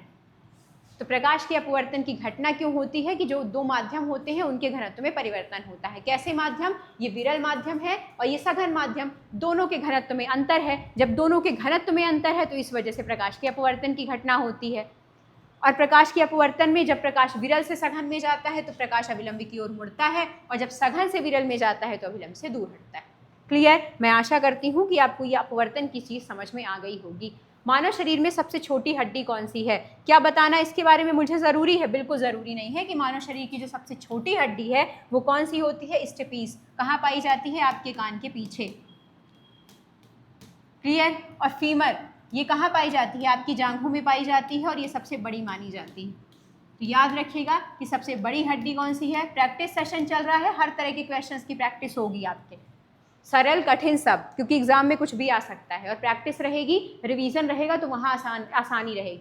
सबसे छोटी पूछा था, सबसे छोटी हड्डी कौन सी है? तो सबसे छोटी हड्डी का अगर पूछा गया है कि सबसे छोटी हड्डी कौन सी है तो वो है स्टेपीस, कान में पाई जाती है। बड़ी पूछता तो ये फीमर होती और कहाँ होती? जांघों में पाई जाती। क्लियर? चलिए आगे बढ़ते हैं। मनुष्य के शरीर में रक्त को शुद्ध करने का काम कौन करता है? मनुष्य के शरीर में रक्त को शुद्ध करने का काम कौन करता है? बताइए। ऑप्शन है आप सबके सामने, यकृत, फेफड़े, गुर्दे, हृदय। तो रक्त को शुद्ध करने का काम किसका है? देखिए कई तरीके से दो टर्म होते हैं। हमारे बॉडी में कई तरह की अपशिष्ट पदार्थ पाए जाते हैं। हमारे शरीर को साफ करने का काम जो होता है वो किडनी करती है। किडनी करती है। तो जब हमारे शरीर से अपशिष्ट पदार्थ बाहर निकल जाते हैं, तो जब अपशिष्ट पदार्थ निकल जाते हैं तो हमारा रक्त भी शुद्ध हो जाता है। क्लियर? लेकिन अगर सवाल आ जाता कि ऑक्सीजन रहित रक्त को, ऑक्सीजन रहित रक्त में ऑक्सीजन मिलाने का काम कौन करता है, तो फिर वहाँ हम पहुँच जाते हैं किसमें? कि दायां आलिंद बायां आलिंद में क्या काम होता है? फिर फेफड़ों में ऑक्सीजन रहित ब्लड जाता है। फिर ऑक्सीजन रहित ब्लड को जो बायां आलिंद और बायां निलय है, फिर फेफड़े से लेके जब उसमें फेफड़े में ऑक्सीजन मिल जाती है रक्त में, फिर उसको पूरे शरीर में पंप करता है। ये पूरी प्रोसेस हम जान चुके हैं, तो हमें वहाँ तक नहीं जाना है। लीवर क्या करता है? मानव शरीर की सबसे बड़ी ग्रंथि है, पित्तरस रिलीज होता है, वसा का पाचन होता है, मानव शरीर का सबसे बड़ा आंतरिक अंग भी है। फेफड़े श्वसन में उपयोगी होते हैं और हमारे शरीर से अपशिष्ट पदार्थों को निकालने का काम किडनी करती है। और जब अपशिष्ट पदार्थ निकल जाते हैं तो जो हमारा शरीर है वो साफ हो जाता है। प्रकाश वर्ष किसका मात्रक है? बताइए, प्रकाश वर्ष किसका मात्रक है? तो आप सबके सामने ऑप्शन है, समय, ऊर्जा, दूरी, गति। तो प्रकाश वर्ष किसका मात्रक है? दूरी का मात्रक है। दूरी मापने के लिए किसका उपयोग किया जाता है? प्रकाश वर्ष का। समय किस में मापा जाता है? सेकेंड्स में मापा जाता है। ऊर्जा किस में मापी जाती है? कार्य और ऊर्जा का एसआई मात्रक क्या है? कार्य और ऊर्जा का एसआई मात्रक है जूल। और गति किस में मापी जाती है? स्पीड किस में मापी जाती है? मीटर, किलोमीटर्स में। क्या बताइए, स्पीड किस में मापी जाती है? मुझे बताइए, ये आपसे सवाल, स्पीड किस में मापी जाती? चलिए आगे बढ़ते हैं। अम्ल लवण बनाने के लिए धातु के साथ प्रतिक्रिया करता है और किस गैस को मुक्त करता है? देखिए, जो कहा गया है ना चुपचाप वही कर देना है। कहा है अम्ल, लिख लीजिए किसी भी एक अम्ल को। मान लीजिए हमने हाइड्रोक्लोरिक अम्ल ले लिया, क्या उसको बनाना है? लवण बनाना है। उसके लिए वो किससे क्रिया कर रहा है? धातु से क्रिया कर रहा है। तो कोई भी धातु ले लीजिए, मान लीजिए हमने जिंक धातु ले ली, तो वो कौन सी गैस को मुक्त करेगा? देखिए, कह रहा है कि अम्ल, हमने एक अम्ल ले लिया जैसे कि HCl, हाइड्रोक्लोरिक अम्ल। धातु के साथ क्रिया कर रहा है तो हमने धातु ले ली, कौन सी धातु? जिंक। अब कह रहा है कि बनना क्या है, आपको एक कोई लवण बनाना है और कौन सी गैस मुक्त होगी। तो अब आप खुद देखिए कि जो जिंक है वो क्लोरीन के 2 परमाणुओं के साथ मिलके, क्योंकि खुद कह रहा है कि लवण बनाना है, तो ZnCl2 बनाएगा, ठीक है। अब इसने तो ZnCl2 बना लिया, जिंक ने क्लोरीन के 2 परमाणुओं के साथ मिलकर ZnCl2 बना लिया, और कौन सी बचे क्या, 2 हाइड्रोजन परमाणु, तो ये 2 हाइड्रोजन परमाणु मुक्त होंगे। तो अब आप खुद देखिए कि कौन सी गैस निर्मुक्त हो रही, कौन सी गैस मुक्त हो रही, हाइड्रोजन। तो राइट आंसर क्या हो जाएगा, राइट आंसर हो जाएगा हाइड्रोजन। तो जब कोई अम्ल पूछा था, अम्ल, तो हमने एक एसिड ले लिया कि HCl एक अम्ल है। ये धातु के साथ क्रिया करने के लिए, धातु हमने क्या ले ली, जिंक ले ली। धातु के साथ क्रिया करने के लिए बनाना क्या है, उसको लवण बनाना है। तो हमें ये पता है कि हमें लवण बनाना है, तो जिंक क्लोरीन के 2 अणुओं के साथ क्रिया करके ZnCl2 बना ले रहा है, जो एक लवण। और कौन बच क्या रहा है, हाइड्रोजन के 2 परमाणु, तो हाइड्रोजन गैस निर्मुक्त हो रही है। तो राइट आंसर क्या हो जाएगा, हाइड्रोजन। तो कुछ ज़्यादा करने की ज़रूरत नहीं होती है, इन जो केमिकल रिएक्शंस होते हैं उसमें बस जो कहा जा रहा है वो लिख लीजिए, आपको खुद समझ में आ जाएगा कि कौन से 2 परमाणु बच रहे हैं या कौन सी गैस निर्मुक्त हो रही, उसमें ज़्यादा परेशान होने की ज़रूरत नहीं। जो कहा जा रहा है चुपचाप उसको लिख लीजिए फुर्सत। मानव शरीर में ऊर्जा का प्रमुख स्रोत क्या है, मानव शरीर में ऊर्जा का प्रमुख स्रोत क्या है, मानव शरीर को सबसे ज़्यादा ऊर्जा कहाँ से मिलती है, प्रोटीन, वसा, कार्बोहाइड्रेट, खनिज, बताइए। मानव शरीर को सबसे ज़्यादा ऊर्जा, एनर्जी कहाँ से मिलती है, तो मानव शरीर को जो ऊर्जा मिलती है आप सबको पता है कार्बोहाइड्रेट से मिलती है। और कार्बोहाइड्रेट का पाचन मैंने कहाँ बताया था, आपके मुंह में होता है। वसा का पाचन कहाँ होता है, आपकी यकृत या लीवर में होता है। और यही क्या रिलीज होता है, मैंने आपको बताया था, यही रिलीज होता है पित्तरस। तो कभी सवाल आ जाए कि पित्तरस रिलीज कहाँ होता है, अमाशय में, अग्नाशय में, वही अमाशय अग्नाशय कंफ्यूज करने वाला आया, थोड़ा समझिएगा। तो वसा का पाचन होता है, वसा का पाचन लीवर में होता है और वहाँ पित्तरस रिलीज होता है। प्रोटीन का पाचन मैंने कहाँ बताया था, प्रोटीन का पाचन अमाशय में होता है, क्लियर। और यहीं पे मैं बता दूं ताकि थोड़ा सा कंफ्यूजन ना हो, अग्नाशय, तो अग्नाशय इंसुलिन नामक हार्मोन को रिलीज करता है, क्लियर। चलिए आगे बढ़ते हैं। तो मानव शरीर में ऊर्जा का प्रमुख स्रोत क्या है, कार्बोहाइड्रेट, और कार्बोहाइड्रेट का पाचन कहाँ से शुरू हो जाता है, आपके मुंह से ही शुरू हो जाता है। और छोटी आंत में क्या होता है, छोटी आंत हमारे पोषक तत्वों को सबसे ज़्यादा अवशोषण करने का काम वहीं छोटी आंत में होता है, और भोजन को पचाने का सबसे ज़्यादा काम छोटी आंत में। बड़ी आंत क्या करती है, छोटी आंत से जो अपशिष्ट आता है उससे नमक और पानी को एब्जॉर्ब करने का काम करती है और बाकी वेस्ट शरीर से बाहर निकाल देती है। तो बड़ी आंत क्या काम कर रही है, नमक और पानी को एब्जॉर्ब करने का काम कर रही है। सूर्य से पृथ्वी तक ऊर्जा किस रूप में पहुंचती है, बताइए। सूर्य है, उससे पृथ्वी तक ऊर्जा पहुंच रही है, ये आपका सन, ठीक है, ये आपका सन है और ये पृथ्वी है, ये पृथ्वी है। अब ये पृथ्वी पर जो किरणें आ रही हैं सूर्य की, वो किस फॉर्म में आ रही, बताइए। ऑप्शन दिया है ध्वनि, संवहन, विकिरण, चालन। विकिरण को ही रेडिएशंस कहा जाता है।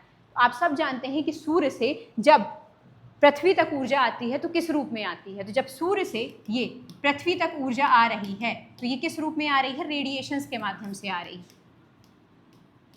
रेडिएशन यानी कि विकिरण। तो सूर्य से पृथ्वी तक जो ऊर्जा आ रही है किसके माध्यम से, रेडिएशन यानी कि विकिरण के माध्यम से आ रही है। तो राइट आंसर क्या हो जाएगा, विकिरण। सूर्य से पृथ्वी तक ऊर्जा किस फॉर्म में आ रही है, रेडिएशन यानी कि विकिरण के माध्यम से आ रही है। आंखों की रोशनी के लिए कौन सा विटामिन आवश्यक है, बताइए। आंखों की रोशनी के लिए कौन सा विटामिन आवश्यक है, ऑप्शन है आपके सामने बी, ए, डी, सी। आंखों की रोशनी के लिए कौन सा विटामिन आवश्यक है, तो आप सब जानते हैं आंखों की रोशनी के लिए विटामिन ए आवश्यक है। और विटामिन ए की कमी से कौन सा रोग होता है, रतौंधी रोग होता है। आंखों में जो देखने की समस्या, कलर ब्लाइंडनेस, वो सब क्या है, रतौंधी के लक्षण। विटामिन डी की कमी से कौन सा होता है, रिकेट्स। हड्डियां किसकी कमी के कारण कमजोर होती हैं, विटामिन डी। विटामिन सी की कमी से कौन सा रोग होता है, स्कर्वी। और यही छोटी छोटी गलतियां होती हैं एग्जाम हॉल में, क्योंकि हमें कन्फ्यूजन रहा आता है, हमने प्रैक्टिस नहीं की होती है। और विटामिन सी किस में पाया जाता है, जितने तरह के खट्टे फल होते हैं, हमारे दांतों में, हमारे जो मसूड़ों में चीज़ समस्याएं होती हैं विटामिन सी की ही कमी के कारण होती है। हड्डियों में समस्या विटामिन डी की कमी के कारण होती है। देखने में समस्या विटामिन ए। विटामिन बी की कमी से क्या होता है, मैं नहीं बताऊंगी, चलिए आज मैंने सवाल नहीं किए ना आपसे, विटामिन बी की कमी से क्या होता है बताइए। विटामिन बी की कमी से कौन सा रोग होता है बताइए, चलिए। आंखों की, क्योंकि मैंने ये विटामिन वाला जो सेक्शन है वो भी आपके मैराथन क्लासेस में करवाया हुआ है, तो इसलिए मैं पूछ रही हूँ कि विटामिन बी की कमी से क्या होता है। आगे बढ़ते हैं। तो आंखों की रोशनी के लिए क्या है, ए। और क्या खाना चाहिए आंखों की रोशनी के लिए? हरित पत्तियों का। अब जैसे मुझे चश्मा लगता है तो मुझे क्या खाना चाहिए? आप में से कई लोगों को चश्मा लगता होगा। हरी पत्तियों का हरा रंग क्यों होता है? हरी पत्तियों में जो हरा रंग है वो क्यों होता है? Carotene, chlorophyll, lycopene, haemoglobin. बताइए हरी पत्तियों में हरा रंग क्यों होता है? आप सबको पता है कि क्लोरोफिल की उपस्थिति में पौधे प्रकाश संश्लेषण की प्रक्रिया करते हैं। तो पौधों की पत्तियों में जो हरा रंग है वो क्लोरोफिल के कारण होता है। और क्लोरोफिल में कौन सी धातु पाई जाती है? ये सवाल बहुत बार पूछा गया सवाल है कि क्लोरोफिल में जो पत्तियों का हरा रंग है वो किस धातु की उपस्थिति के कारण होता है? तो किस धातु की उपस्थिति के कारण होता है? याद रखिएगा, मैग्नीशियम की उपस्थिति के कारण होता है। कि हरित पत्तियों में जो हरा रंग है वो किसकी उपस्थिति के कारण? मैग्नीशियम धातु की उपस्थिति के कारण और क्लोरोफिल के कारण होता है। और इसमें क्या होती है? मैग्नीशियम धातु होती है। वह गैस जो लौ को नीला रंग दे देती है। आपने गैस जलते देखी है आपके गैस चूल्हे में? खाना सबने कभी ना कभी बनाया होगा, तो उसमें नीला रंग आता है ना। तो गैस को जो लौ नीला रंग देती है वो किस कारण होता है? Oxygen, nitrogen, carbon dioxide, hydrogen. तो बताइए वो गैस जो नीला रंग देती है लौ को, वो कौन सी है? ऑक्सीजन। और आप सबको पता है कि किसी भी तत्व को जलने के लिए किसकी आवश्यकता होती है? ऑक्सीजन की आवश्यकता होती है। तो जब कोई तत्व जलता है तो उसकी नीड क्या होती है? कौन सी गैस? ऑक्सीजन। तो ऑक्सीजन की उपस्थिति में ईंधन जो है वो पूर्ण रूप से जलता है। और कौन सा रंग देता है? नीला रंग। और अगर पूछ ले कि ऑक्सीजन की उपस्थिति में जलने वाला जो ईंधन है वो किस प्रकार का रंग देता है, किस प्रकार की लौ का कलर देता है, तो वो किस प्रकार की लौ का कलर देता है? नीले रंग का देता है। क्लियर? तो राइट आंसर हो जाएगा ऑक्सीजन। ऑक्सीजन के कारण नीले रंग की लौ होती। क्लियर? चलिए, दाब की इकाई क्या है? दाब की इकाई क्या है? जल्दी बता दीजिए, दाब की क्या इकाई? दाब की इकाई क्या है? ऑप्शन है न्यूटन, जूल, पास्कल, एम्पियर। जल्दी बताइए दाब की इकाई क्या है? तो आप सब जानते हैं दाब की इकाई। दाब को किस में मापा जाता है? दाब को मापा जाता है पास्कल में। तो दाब की इकाई क्या है? पास्कल। जूल में किसको मापा जाता है? तो मैंने बताया अभी कि कार्य और ऊर्जा किस में मापी जाती है? जूल में। न्यूटन का बल का एसआई मात्रक, फोर्स का एसआई मात्रक क्या है? न्यूटन है। और एम्पियर किसका है? नहीं बता रही मैं। चलिए बताइए, एम्पियर अभी क्वेश्चन ही कराया एम्पियर का। एम्पियर किसका मात्रक है? चलिए, तो दाब की इकाई क्या है? पास्कल। तो राइट आंसर हो जाएगा पास्कल। एम्पियर अभी करवाया है क्वेश्चन में। चलिए आगे बढ़ते हैं। ये हो गए आपके क्वेश्चंस। 30+ क्वेश्चंस थे, 30 से ज़्यादा क्वेश्चंस थे। तो बताइएगा कि आपके कितने आंसर सही हो रहे हैं, ये ज़रूर कमेंट करके बताइएगा। ये वीडियो देख कहाँ से रहे हैं? इंस्टाग्राम आप सब पूछ रहे हैं, वीडियो के डिस्क्रिप्शन में जाइए, इंस्टाग्राम लिंक वहीं है, टेलीग्राम लिंक वहीं है, वहीं से चैनल अच्छा लगे तो वो ज्वाइन कर लीजिएगा। इस सेशन के बाद आपको मैं दोबारा कह रही हूँ कि हमने एक सेशन चालू किया है जहाँ हम हर टॉपिक से रिलेटेड एक शॉर्ट वीडियो 10 से 15 मिनट का बना रहे हैं। संविधान के भाग, अनुसूचियाँ, DPSP से रिलेटेड इंपॉर्टेंट आर्टिकल्स। तो जिन्होंने अभी तक वो सीरीज़ नहीं देखी है जाके तो वो देख लीजिएगा, प्लेलिस्ट वाले ऑप्शन में आपको मिल जाएगा। हमने प्रयास किया है कि हम धीरे धीरे सारा सिलेबस आपका पॉलिटी का, हिस्ट्री का, इकोनॉमिक्स का, ज्योग्राफी का, सब कुछ हम उन शॉर्ट वीडियोस में कवर करा देंगे। तो जब आप एग्ज़ाम देने जाने वाले होंगे तो आपको ये हेडेक नहीं होगा कि आपका सिलेबस पूरा नहीं है। आपके सिलेबस में जो जो टॉपिक्स हैं आपने उसकी टेस्ट सीरीज पूरी देख ली, आपने उनके बारे में थ्योरी पढ़ी, फिर MCQ सॉल्व कर लिया, तो आपको ये कॉन्फिडेंस रहेगा कि हमारा GS पूरा रिवाइज है। अब हमें कहीं से कुछ पढ़ने की ज़रूरत नहीं है, हमने रिवाइज कर लिया है पूरा। और उस कॉन्फिडेंस के साथ एग्जाम देने जाएंगे तो एक अलग ही रिजल्ट आएगा। क्लियर? तो बताइए, साइंस और सोशल साइंस की क्लास कंटिन्यू रहेगी। आज साइंस का टेस्ट हुआ है, कल देखते हैं संभव हुआ तो साइंस का फिर से टेस्ट कर लेंगे या सोशल साइंस का कर लेंगे। और ये सीरीज़ आपकी कंटिन्यू रहेगी एग्ज़ाम तक। और आपका एक बहुत कॉमन सवाल है कि नए वीडियो का नोटिफिकेशन कहाँ से मिलेगा? वो तभी मिलेगा जब चैनल सब्सक्राइब कर लेंगे, तभी तो नोटिफिकेशन आएगा कि नया वीडियो अपलोड हो चुका है। और जिन्होंने कर लिया है सब्सक्राइब उन्होंने बेल आइकॉन नहीं दबाया है, इस वजह से नए वीडियोस नहीं मिल पा रहे हैं। तो बेल आइकॉन दबा लीजिएगा। कमेंट में ज़रूर बताइएगा कि क्लास आप कहाँ से देख रहे हैं। जो हमारा रिचुअल है, मैं हमेशा पूछती हूँ और आप सब जब बताते हैं तो मुझे बहुत अच्छी लगता है, बहुत खुशी होती है अंदर से। अगले ही वीडियो में मिलते हैं। जय हिंद, जय भारत।